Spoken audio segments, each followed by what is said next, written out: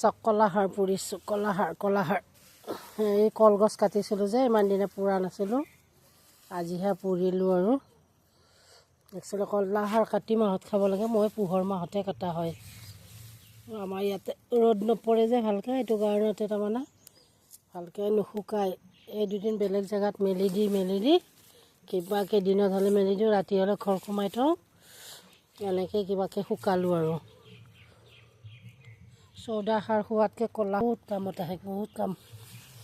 সেইকাৰণে কলাখাৰখিনি কলগছডাল যেতিয়া কলথোক পাৰি দিয়ে, কলকেইডালটো গছকেইডাল এনেই যায়, তাতকৈ যদি কলাখাৰ আমি মানে এনেকৈ কাটি কিনে ৰ'দত দিওঁ, সাৰো হ'ল, কলগছডাল এনেও নাযায়।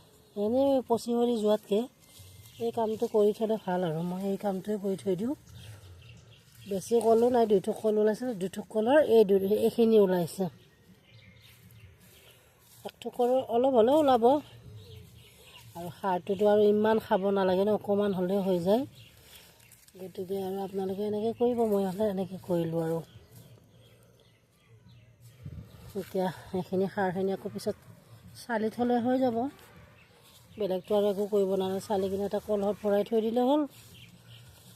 আগৰ মানুহে মাটি কলহত থৈছিলে, এতিয়া আমাৰতো মাটি কলহ নাই, কিহত থওঁ চাওঁ। আৰু মুঠতে আপোনালোকেও এনেকৈ কৰিব পাৰে। আৰু